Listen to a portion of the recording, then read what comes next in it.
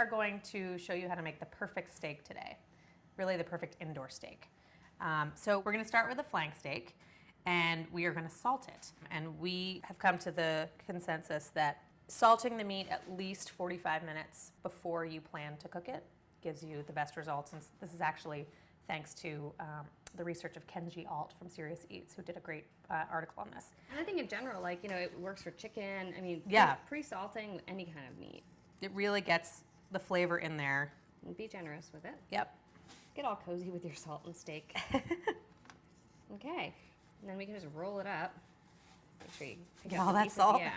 And put it right back into a bowl. And if you're uncomfortable about food safety, by all means, put it in the refrigerator, for the 45 minutes. But do bring it out a few minutes at least before you're going to cook it, because it'll turn out better if it's close to room temperature when you cook it. Exactly. Our steak has salted and come to room temperature.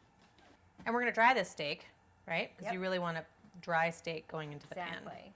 So any protein that you're going to sear should be really dry, because otherwise you will not get that beautiful crust. Yeah.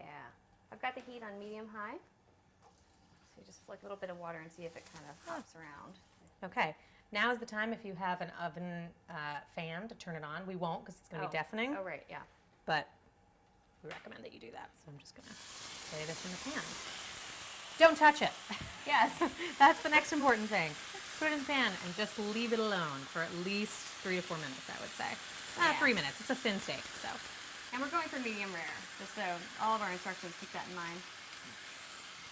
It's been about 3 to 4 minutes. We've got a nice crust on the first side. Now we're just going to turn it over and cook it briefly on the second side.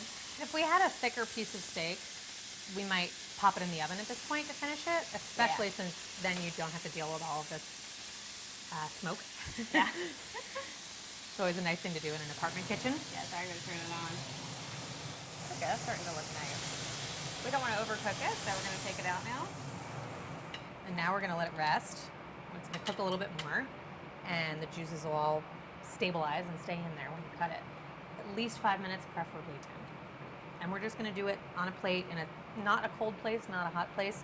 We don't actually tend to oil just because you want to keep that crust. Exactly. Yeah. We steam it. Got our steak. It's rested for about 10 minutes. So we actually really like to season with pepper at the end, because we feel like it maintains the sort of fresh flavor of the pepper. And sometimes when you put it on before you sear the steak, it burns a little bit. Mm-hmm. So we're all about pepper later. I also, love the coarse Is that grind. Good? Smells fantastic. So with a steak like this, you can see that the grain is going this way, so you want to cut against the grain.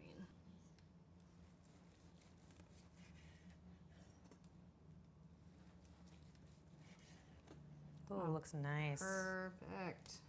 And because the steak is, thicker in some places and thinner in others, you're going to have different degrees of doneness. But that actually works well often for dinner party, because some people prefer rare and some people like more well done. Look at that. I think that's just perfect. That's how I like it. Yeah, me too. And that's how you make a delish steak. Yeah.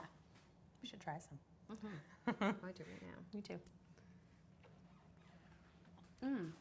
The seasoning is perfect. And salt really permeated. Mm-hmm. Yum.